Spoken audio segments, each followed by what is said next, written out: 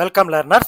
I am Dr. T. Gangaram, lecturer in statistics, SVA Government College, Srikalahasti. ఈ video లెక్చర్లో మనము ASO 2022లో జరిగిన examination economics concepts 6 నుంచి 10 వరకు ఆ క్వశ్చన్స్ పరంగా 6వ క్వశ్చన్ నుంచి 10వ క్వశ్చన్ వరకు వచ్చుండే క్వశ్చన్స్ పరంగా వచ్చుండే కాన్సెప్ట్స్, ఆ క్వశ్చన్స్, ఆన్సర్స్, ఆ ఫీడ్బ్యాక్, ఎక్స్ప్లెనేషను డీటెయిల్డ్గా చూద్దాము. ఇప్పుడు ఆల్రెడీ నేను 2025 డిస్కస్ చేశాను. ఇవి వచ్చేసి ఈ వీడియో నెంబర్లు చివరిలో ఇచ్చాను అనమాట. అంటే యాజ్ ఇట్ ఈజ్ అదే లేదు, మనము 25లో కొంచెం అడ్వాన్స్డ్గా రిఫైన్డ్గా క్వశ్చన్స్ ఇచ్చారని మళ్ళీ చెప్తున్నాను. నేను 2020లో బేసిక్ లెవెల్లోనే ఉన్నాయి. ఈ 5 క్వశ్చన్లు కూడా మ్యాక్రో ఎకనామిక్స్, స్థూల అర్థశాస్త్రంలో ఉన్నాయన్నమాట. ఇక్కడ నేను ఆల్రెడీ మీకు ఒక సప్లై చేశాను, అందులో ఉండే సీరియల్ నెంబర్ అనమాట. మొదటి 5 డిస్కషన్ అయిపోయింది 63వ వీడియోలో. ఇది 64వ వీడియో. ఇక్కడ జీడిపి డిఫ్లేటరు, అదేవిధంగా national income accounting, average propensity to save APS, autonomous versus individual investments. ఇది లైట్గా వచ్చింది, ఇది 40 కొద్దిగా డీప్గా అయితే రాలేదు. ఏపీఎస్ అనేది వచ్చింది మనకు 49వ వీడియోలో, దాని గురించి డిస్కస్ చేసాం. అంటే మనుషుల దగ్గర ఖర్చు పెట్టగలిగే అదనంగా ఉండే డబ్బు గురించి అనమాట. ఇది మనీ సప్లై డెఫినేషన్స్ కూడా దీని గురించి డైరెక్ట్గా ఈ రకంగా రాలేదు, కానీ వేరే రకంగా ఇచ్చారనమాట. కాబట్టి మనకు ఇక్కడ క్వశ్చన్లు ఇవి కొంతవరకు మ్యాచ్ అవుతాయి. ఏఎస్ఓ 2020లో ఈ క్వశ్చన్ నెంబర్లు మ్యాచ్ అవుతాయి. ఒకవేళ మీరు వీటికి రెఫరెన్స్గా అడ్వాన్స్గా ఏమి ఇచ్చాడు చూడాలనుకుంటే ఈ వీడియో నెంబర్లలో చూడొచ్చు అనమాట. ఇప్పుడు చూద్దాము. ఫస్ట్ ఇదేమది జీడిపి డిఫ్లేటరు, దాన్ని చూస్తాను. ఇక్కడ price level and inflation measurement. దీనికి కాన్సెప్ట్ బ్రేక్ డౌన్ ఏమంటే, it measures the relative level of prices for all new domestically produced final goods and services in an economy. ఇక్కడ జీడిపి డిఫ్లేటర్కి ఫార్ములా ఉంది. Nominal GDP divided by real GDP into 100. మనకు అక్కడ nominal interest, real interest అలా వచ్చిందనమాట. ఇక్కడ మనం దేంతో అయినా కంపేర్ చేయాలనుకున్నప్పుడు మనం ఒక బేస్ అనేది తీసుకోవాలి, పాత దాంతో తీసుకొని కంపేర్ చేయాలి. అది స్టాండర్డ్ రూల్, గుర్తుపెట్టుకోండి మీరు. ఇప్పుడు ఇక్కడ గివన్ మనకి ఇచ్చేసారు ఆ క్వశ్చన్లో. ఒకవేళ 18,000 given nominal rate of interest అని ఇచ్చారనుకోండి, నామినల్ ఇన్కమ్ అని ఇచ్చారు, రియల్ ఇన్కమ్ 12,000. అంటే ఇది ఒక ఆధార సంవత్సరానికి సంబంధించి 12,000. కాబట్టి డిఫ్లేటర్ ఏమవుతుందంటే ప్రస్తుతము డివైడెడ్ బై గతము ఇంటూ 100 అనమాట. ఇది 150% అయింది, లేదా 1.5 అనమాట. ఈ రకంగా కొలుస్తాం. ఇక్కడ nominal GDP current prices divided by constant prices real GDP, ఏదో ఒక స్థిరంగా ఉంచుకున్న ధరలతో కంపేర్ చేసి డివైడెడ్ బై ఇంటూ 100 వేస్తే ఇది మనకు ఈ జీడిపి ఇన్ఫ్లేటర్ అనేది వస్తుంది. మీకు ఎందుకు ఇంత డీటెయిల్గా చెప్తున్నానంటే, ఎగ్జామ్లో ఈ కాన్సెప్ట్ చూడంగానే మీకు దీనికి సంబంధించి అంశం అనేది వెంటనే గుర్తు రావాలి. ప్రశ్న ఏమి ఇచ్చారో చూడండి. 6th question. If the nominal GDP is 18,000 crores and the real GDP is 12,000 crores, calculate the GDP inflator. It is a direct question calculated using the formula. డైరెక్ట్గా 1.5. ఇది ఇన్వర్స్ క్యాలిక్యులేషన్ చేశారు, రివర్స్గా చేశారు. ఇక్కడ అంటే ఇక్కడ 1200 చూడండి, అక్కడ 12,000 డివైడెడ్ బై 1800 వేసేస్తారు కొంతమంది. 12,000 డివైడెడ్ బై 18,000 వేసి 66% అని చెప్పేస్తారు. కాదు, ఇది accurate reflects the price scale change indicator. ఇది 1 లేదా 100 ఇంప్లైస్ ప్రైస్ ప్యారిటీ. ఇది nominal is equal to real అనమాట. ఇక్కడ incorrect, arbitrary mathematical value error. దీనికి ఇంకా వివరంగా చూద్దాము. తెలుగులో మీరు చదువుకోండి, సరిపోతుంది. ఇది దేశ ఆర్థిక వ్యవస్థలో ఉత్పత్తి చేయబడిన కొత్త దేశీయ తుది వస్తువులు మరియు సేవల యొక్క ధరలలో వచ్చిన సగటు మార్పును ఏం లేకుండా చూస్తుంది. ద్రవ్యోల్బణం లేదా ద్రవ్య సంకోచం వలన, అంటే ఎందుకు ధరలో మార్పు వస్తుంది? ఇన్ఫ్లేషన్ వల్ల జనరల్గా మార్పు వస్తూ ఉంటుంది కదా, ధరలు పెరుగుతూ ఉంటాయి. కొలిచే ముఖ్య సూచిక అనమాట. ఇది బేస్ ఇయర్, ఆధార సంవత్సరంతో పోలిస్తే ప్రస్తుత సంవత్సరంలో వస్తువుల ధరలు ఎంత శాతం పెరిగాయో లేదా తగ్గాయో ఇది స్పష్టంగా చూపిస్తుంది.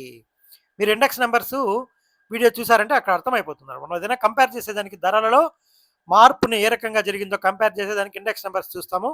బేస్ ఇయర్ అనేది ఎప్పుడు కూడా డినామినేటర్లో ఉంటుంది, న్యూమినేటర్లో కరెంట్ ఇయర్ ఉంటుంది. P1/P0 ఇంటూ అది పర్సంటేజెస్లో చెప్తాం కాబట్టి 100 అనమాట.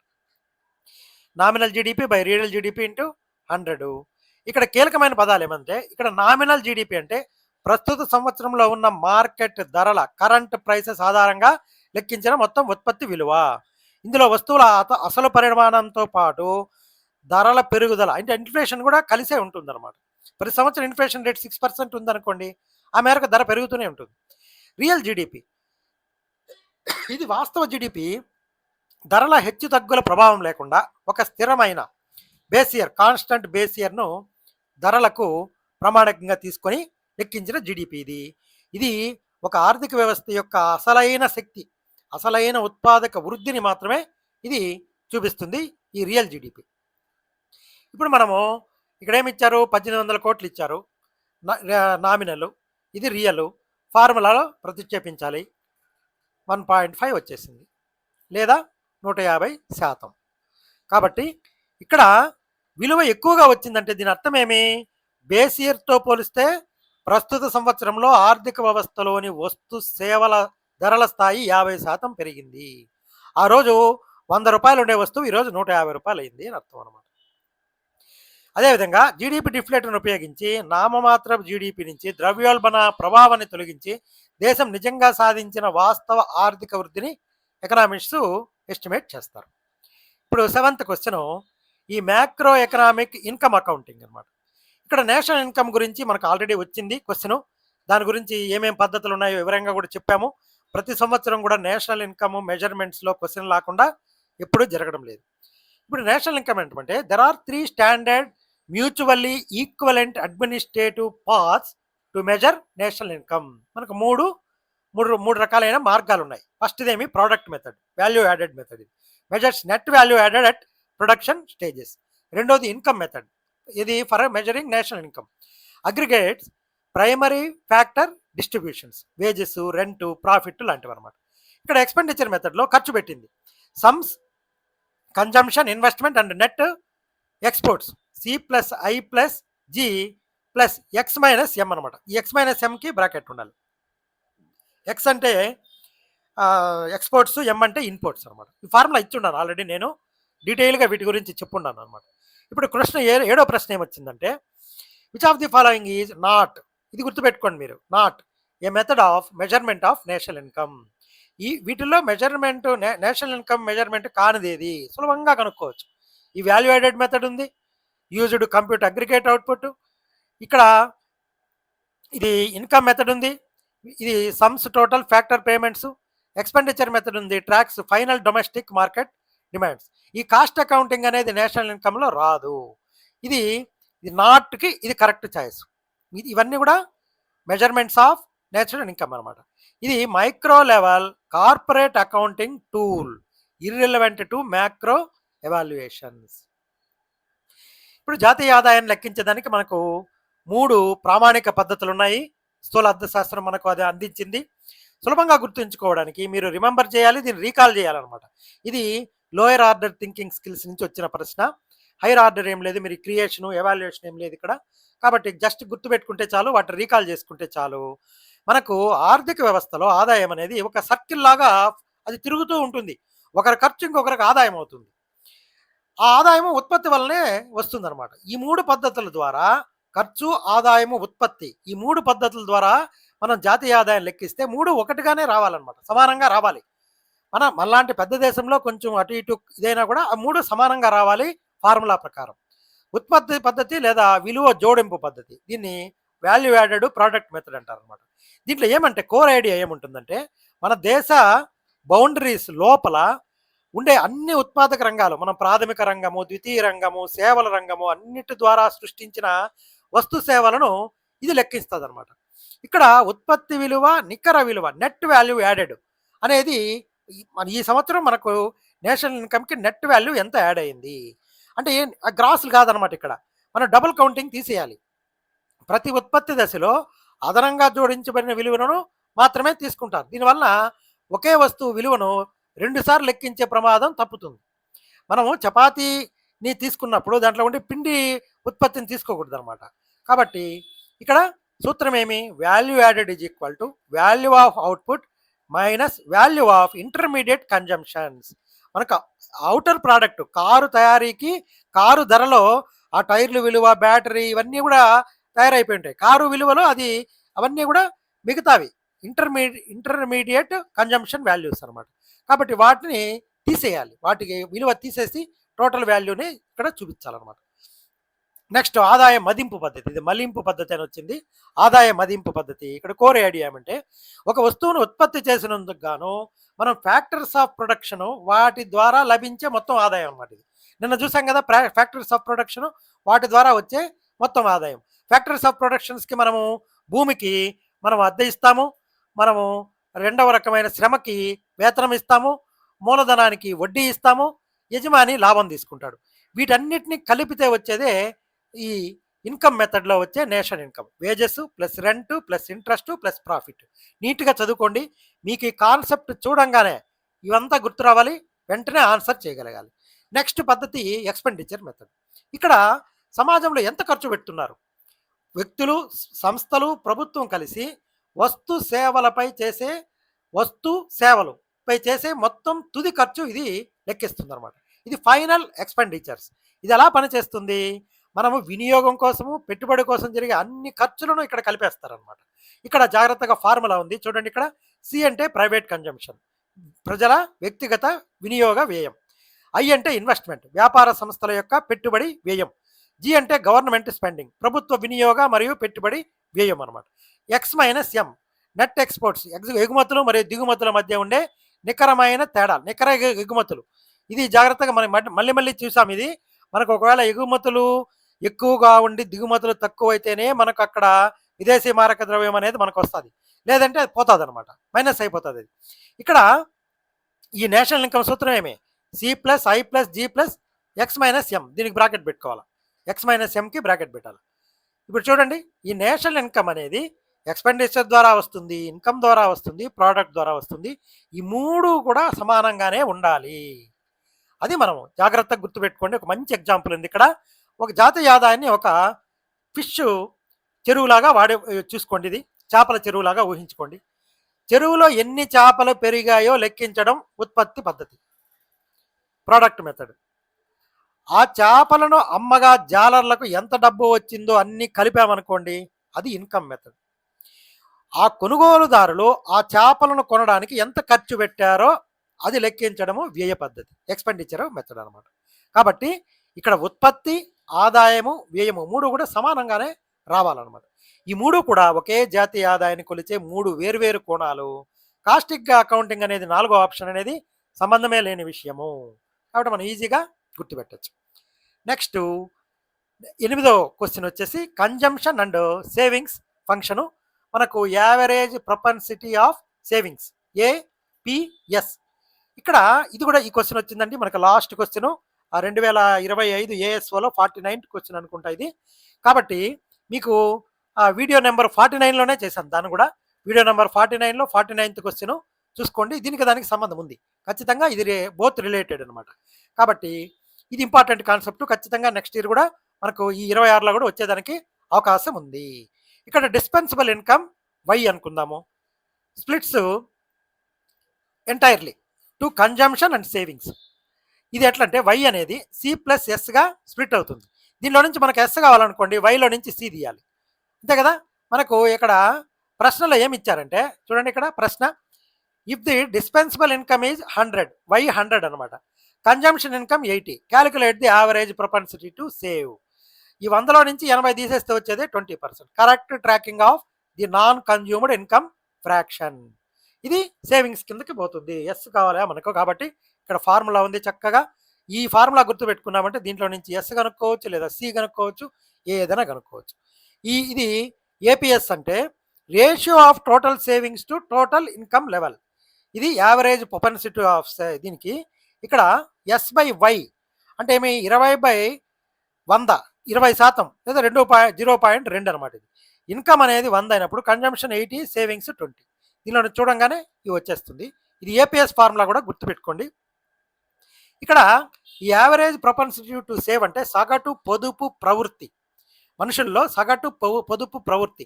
ఆ సేవింగ్స్ కూడా అయిపోయిన తర్వాత మిగిలిందే అతనికి ఇంకా అతను అదనంగా ఖర్చు పెట్టగలిగేదనమాట. దాని గురించి క్వశ్చన్ వచ్చింది 2025లో. ఇక్కడ ఒక దేశంలో లేదా కుటుంబంలో లభించే మొత్తం దగిన ఆదాయంలో ఎంత భాగాన్ని పొదుపు చేస్తున్నారో తెలియజేసే నిష్పత్తినే యావరేజ్ ప్రొపెన్సిటీ టు సేవ్ అంటారు. మనకు వచ్చే ఆదాయంలో ఖర్చులు పోగా మిగిలిన దానిని పొదుపు చేస్తాం. ఆ పొదుపు మొత్తం ఆదాయంలో ఎన్నో వంతు ఉంటుందో డెసిమల్స్లో చెప్పడమే ఇది ఏపీఎస్ అనమాట. ఇక్కడ ఆదాయము ఇన్కమ్ ఐడెంటిటీ ఎలా ఉంటుందంటే వై అనేది ఆదాయము, వినియోగము, పొదుపుల మొత్తానికి సమానం. Y is equal to C plus S. మనకు పొదుపు కావాలంటే వైలో నుంచి సి తీసేయాలి. పొదుపు ఈజ్ ఈక్వల్ టు పునర్వినియోగపరిచిన ఆదాయం మనే వినియోగ వ్యయం అనమాట. ఇది ఏపీఎస్ ఫార్ములా ఏమంటే savings divided by dispensable income అనమాట. ఇప్పుడు మనము మొత్తం 100 ఉంది, 80 సేవింగ్స్, కన్జంప్షన్ ఎక్స్పెండిచర్ సి ఖర్చు పెట్టగలిగింది, మిగతాది పొదుపు అంటే 20 వచ్చేస్తుంది అనమాట. ఇక్కడ ఏపీఎస్ విలువ 1 కంటే తక్కువ ఉంటుంది. అది జాగ్రత్తగా గుర్తుపెట్టుకోండి. మనకు 1 కంటే తక్కువే ఉంటుంది అది. సేవింగ్స్ డివైడెడ్ బై ఇన్కమ్ అనమాట. వాడు అది కానీ 1 వచ్చేసింది అనుకోండి, వచ్చిన ఆదాయం మొత్తం సేవింగ్స్ చేస్తున్నారు కాబట్టి అని అయిపోతుంది అనమాట. సాధారణంగా ఆదాయం మొత్తం పొదుపు చేయలేం కాబట్టి ఇది ఖచ్చితంగా 1 కంటే తక్కువగానే ఉంటుంది. ఇది నెగటివ్ కూడా కావచ్చు. నెగటివ్ అయినప్పుడు ఏమి అతను అప్పు చేస్తున్నాడని అర్థం. ఒకవేళ ఆదాయం కంటే వినియోగం ఎక్కువగా ఉంటే కన్జంప్షన్ ఈజ్ గ్రేటర్ దాన్ అతని ఇన్కమ్, అప్పుడు పొదుపు మైనస్లోకి వెళ్తుంది. అప్పుడు ఏపీఎస్ విలువ 0 కంటే తక్కువగా నెగటివ్గా ఉంటుంది. ఇది ఏపీసీ ప్లస్ ఏపీఎస్ అనేది ఒకటి ఉండాలన్నమాట. మనకి ఇది 2025లో నీట్గా చర్చించాము. చూడండి, సగటు వినియోగ ప్రవృత్తి ఏపీసీ మరియు సగటు పొదుపు ప్రవృత్తిల మొత్తం ఎల్లప్పుడూ 1కి సమానము. ఉదాహరణకు ఇక్కడ వినియోగం 80% కాబట్టి ACP is equal to 80, APS రెండింటిని కలిపితే మనకు 1 రావాలి. అదనమాట. నెక్స్ట్ ఇన్వెస్ట్మెంట్ డిటర్మినెంట్స్, దాని గురించి క్వశ్చన్ 9వ question. Induced versus autonomous methods. ఇక్కడ ఈ ఇండ్యూస్డ్ ఇన్వెస్ట్మెంట్స్ అంటే driven directly by income variations and profit expectations. It is endogenously tied to national product shifts అనమాట. ఈ అటానమస్ ఇన్వెస్ట్మెంట్స్ అనేది independent of income level variations, exogenous shifts, public infrastructure outlets, fixed baseline ఉంటుంది దీనికి. ఇక్కడ చూడండి జాగ్రత్తగా, ఇది autonomous అనేది I0 అనేది ఫిక్స్డ్గా ఉంది, ఏం మారలేదు. ఇన్కమ్ మారినా ఇది ఏం మారలేదు అనమాట, ఒక స్థిరంగా పోతా ఉంటుంది, ఇన్కమ్కి సమానంగా పోతా ఉంది. ఈ ఇండివిజువల్ ఇన్కమ్ అనేది పెరుగుతూ ఉంది. ఇన్కమ్ పెరిగినప్పుడు పెరుగుతుంది, ఇన్కమ్ తగ్గినప్పుడు తగ్గిపోతుంది అనమాట. కాబట్టి ఇది ఇన్వెస్ట్మెంట్. ఇక్కడ ఇన్కమ్ తీసుకున్నాము, ఇక్కడ వైలో ఇన్వెస్ట్మెంట్ తీసుకున్నాము. కాబట్టి ఒక స్థిరంగా పోతూ ఉంటుంది అటానమస్ ఇన్వెస్ట్మెంట్ అనేది. ఇండివిజువల్ ఇన్వెస్ట్మెంట్ అనేది driven by income variations and profit expectations. జనరల్గా ఈ అటానమస్ ఇన్వెస్ట్మెంట్ అనేది గవర్నమెంట్స్ చేస్తుంటాయి, ఇండివిజువల్ అనేది ప్రైవేట్ వ్యక్తులు చేస్తూ ఉంటారు.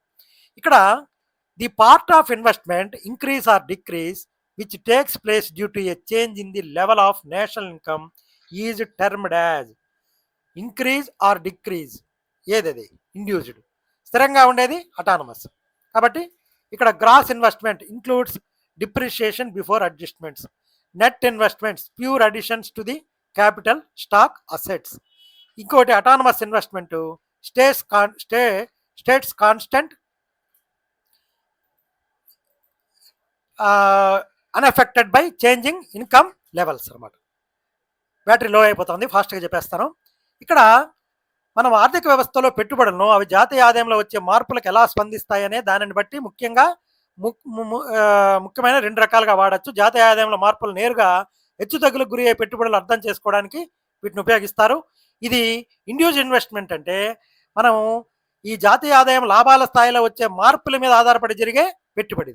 ఆదాయంతో సంబంధం ఉంది, ఇది ఫంక్షన్స్ ఫ్లక్చుయేషన్స్ విత్ ఇన్కమ్. జాతీయ ఆదాయంతో మార్పులు నేరుగా డైరెక్ట్గా ఇది జరుగుతుంది. ప్రజల కొనుగోలు శక్తి పెరిగినప్పుడు మార్కెట్లో డిమాండ్ పెరుగుతుంది, లాభాలు ఎక్కువ వస్తాయి, ప్రైవేటు వ్యాపారస్తులు ఎక్కువ పెట్టుబడులు పెడతారు. జాతీయ ఆదాయంలో డిమాండ్ తగ్గితే ఈ పెట్టుబడులు ఆటోమేటిక్గా తగ్గిపోతాయి. పూర్తి లాభాపేక్షలతో కూడుకున్నది ప్రైవేట్ రంగం ద్వారా ఎక్కువగా జరుగుతుంది. ఇక్కడ మనము ఆ రేఖ ఎడమవైపు నుంచి కుడివైపుకి వాలింది కదా, ఎట్లా కదా వాలింది. కాబట్టి ఆదాయం పెరిగే కొద్దీ పెట్టుబడి కూడా పెరుగుతుంది అని చెప్తుంది. ఇది స్వయం ప్రతిపత్త పెట్టుబడి. ఇక్కడ జాతీయ ఆదాయం లాభాలతో వచ్చే సంబంధం లేకుండా ఇది స్థిరంగా ఒక స్వయం ప్రతిపత్తి పెట్టుబడి జరుగుతూ ఉంటుంది. సమాజ సంక్షేమం కోసము గవర్నమెంట్ దీన్ని ఖర్చు పెడుతుంది. రోడ్లు, డ్యాములు, ప్రభుత్వ పాఠశాలలు, ఆసుపత్రులు ఇట్లాంటివి చేస్తూ ఉంటుంది. ఇది సమాంతరంగా ఎక్స్ యాక్సిస్కి సమాంతరంగా ఉంటుంది. ఆదాయం పెరిగినా తగ్గినా మార్పు రాదు. ఈ టేబుల్ చూసుకోండి, మీకు నీట్గా అర్థమైపోతుంది. ఇక్కడ ముఖ్య ఉద్దేశము ఈ దానికి సాంఘిక సంక్షేమం అనమాట. ఇక్కడ లాభాలు గడించడం అనమాట ఇండివిజువల్లో. ప్రైవేట్లు ఇది సెంట్రల్ గవర్నమెంట్, స్టేట్ గవర్నమెంట్స్. ఆదాయ మార్పులతో సంబంధం లేకుండా స్థిరంగా ఉంటుంది. ఎగ్జామ్లో అడిగినప్పుడు గుర్తుపెట్టుకోవడానికి ఇండ్యూస్డ్ అంటే ఆదాయం ద్వారా ప్రేరేపించి మాడేది, ఫ్లక్చుయేటింగ్. అటానమస్ అంటే దేంతో సంబంధం లేకుండా స్వతంత్రంగా ఉండేదని మైండ్లో పెట్టుకోండి. ఇప్పుడు 10వ క్వశ్చన్ చూద్దాము. ఇక్కడ exclusions from supply, money supply measures currency held by the public to prevent double counting issues. ఇప్పుడు commercial bank vault cash excluded. ఇది ఎక్స్క్లూడ్ చేయాలి because it forms the backing for internal deposit balance. Central bank reserve gold ఇది కూడా exclude చేయాలి because it is a statutory guarantee. వాడు పెట్టిన దానికి ఇది గ్యారంటీగా పెట్టుకుంటుంది. ప్రింటెడ్ మనీకి డబ్బు ముద్రించేదానికి ఒక హామీ లాగా దీన్ని పెట్టుకుంటుంది. ఈ ఎక్స్క్లూషన్స్ అనేది commercial class vaults, monetary gold reserves అనమాట. ప్రశ్న ఏమిది? Which of the following statements are correct or incorrect regarding items excluded from money supply of a country? The cash held by commercial banks is excluded. Okay. The class included అన్నాడు. Included అన్నాడు. ఈ statement కరెక్టా కదా చూడాలి. The stock of monetary gold reserves is included. రెండు తప్పే. Both 1 and 2 are incorrect. Both are explicit exclusions from structural liquidity tallies. ఇది కాబట్టి ఇది ఆన్సరు. మనం ద్రవ్య సరఫరా అంశాలు అనేటివి వాటికి మినహాయింపులేమో. దేశంలో ద్రవ్య సరఫరాని నియంత్రించేటివి ఏవి, ఏది ముఖ్యంగా ఉంటుందనేది components of exclusions and national money supply ఏమంటే ఒక దేశ ఆర్థిక వ్యవస్థలో చలామణిలో ఉన్న మొత్తం ద్రవ్యరాశి మనీ సప్లై అంటారు. అదే బ్యాంకింగ్ వ్యవస్థలో ఉన్న అన్ని రకాల బ్యాలెన్స్లు లేదా రిజర్వ్లో ఉన్న బంగారం ద్రవ్య సరఫరా కిందికి రాదు. అవి ప్రజలు వాడుకునేదానికి డే టు డే దానికి పనికిరాదు. అందుకని ఏ అంశాలు ద్రవ్య సరఫరాకి వస్తాయంటే వేటిని మినహాయించాలనేది మన మైక్రో ఎకనామిక్స్లో చాలా కీ పాయింట్. ఇది ప్రధాన అంశాలు ఏమంటే ప్రజల వద్ద ఉండి మార్కెట్లో వస్తు సేవలకు కొనుగోలుకు సిద్ధంగా ఉండే ద్రవ్యాన్ని మాత్రమే తీసుకోవాలి. కరెన్సీ విత్ ది పబ్లిక్ దాన్ని మాత్రమే తీసుకోవాలి. ఇక్కడ డిపాజిట్లు అనుకోండి, ప్రజలు వాణిజ్య బ్యాంకుల్లో దాచుకున్న కరెంట్ ఖాతా మరియు సేవింగ్స్ బ్యాలెన్స్లు, వీటిని చెక్కులు లేదా ఏటీఎం ద్వారా ఎప్పుడైనా డ్రా చేసుకోవచ్చు. ఇవి ద్రవ్య సరఫరాలో భాగమే ఈ డిమాండ్ డిపాజిట్లు. కానీ ఆర్బీఐ వద్ద వచ్చిన అదర్ డిపాజిట్లు ఉంటాయి కదా, ఇది అంతర్జాతీయ ఆర్థిక సంస్థలు, ప్రభుత్వేతర సంస్థల వద్ద ఉంచినవి. ఇవి కూడా వాళ్ళు వాడుకోవచ్చు అనమాట, విత్డ్రా చేసి వాడుకోవచ్చు. కానీ మినహాయింపులు దేనికి వస్తాయంటే ఇవి బ్యాంకుల దగ్గర ఉండే క్యాష్ వ్యాలెట్స్. ఇక్కడ నియమం ఏమి? రోజువారీ అవసరాల కోసం సేఫ్ల్లో వాటిని ఉంచుకోవాలి. దీన్ని ద్రవ్య సరఫరాలో చేర్చకూడదు. ఎందుకు? ఇది ప్రజల చేతుల్లో డబ్బు లేదు. బ్యాంకులు దాచుకున్న డిమాండ్కు ఈ డిపాజిట్లు రక్షణగా ఉంటాయి. డబుల్ కౌంటింగ్ జరగకుండా ఉండడానికి దీన్ని వ్యాలెట్లో ఉండేది వాళ్ళ చేతులు డిపాజిట్లు రెండు లెక్కిస్తే డబుల్ కౌంటింగ్ అయిపోతుంది. ఇక్కడ ఇంటర్ బ్యాంక్, ఒక బ్యాంక్ ఇంకొక బ్యాంక్ దగ్గర దాచుకున్న దాన్ని కూడా మినహాయించాలి. ఇది అంతర్గత సర్దుబాట్లు మాత్రమే. ఇవి మార్కెట్లో కొనుగోలు శక్తిని ఏ రకంగానూ ఇది సూచించవు అనమాట. ఇంకా బంగారం నిల్వలు అనేటివి నోట్లు ముద్రించడానికి అదొక హామీ లాగా పెట్టుకుంటుంది కాబట్టి ఇది సర్క్యులేషన్లోకి చేర్చకూడదు. ప్రజలు నేరుగా దీన్ని ఉపయోగించి కొనుగోలు చేయలేరు. ఇది కరెన్సీకి స్థిరత్వాన్ని ఇచ్చే ఒక చట్టబద్ధమైన హామీ మాత్రమే. కాబట్టి మీరు కన్ఫ్యూజ్ చేయకుండా ఇక్కడ ద్రవ్య సరఫరాను సృష్టించే వాళ్ళు మనీ ప్రొడ్యూసర్సు, ప్రభుత్వము మరియు బ్యాంకులు తమ వద్ద ఉంచుకునే ద్రవ్యాన్ని లెక్కించకూడదు. ద్రవ్య సరఫరాను ఉపయోగించే వాళ్ళు ప్రజలు, ప్రైవేటు వద్ద ఉన్న వాటిని మాత్రమే లెక్కించాలి. పరీక్షల్లో వాణిజ్య బ్యాంకులు కలిగి ఉన్న నగదు ద్రవ్య సరఫరాలో చేర్చబడుతుంది మరియు నిల్వలలో ఉంచబడిన బంగారం ద్రవ్య సరఫరాలో చేర్చబడుతుంది అనే రెండు స్టేట్మెంట్లు కూడా తప్పు అవుతాయి. ఈ రెండు కూడా స్పష్టమైన మినహాయింపులు. కాబట్టి ఈ రకంగా మనము 10 కాన్సెప్ట్లు ASO 2020లో కంప్లీట్ చేశాము. Wish all the best. Thank you.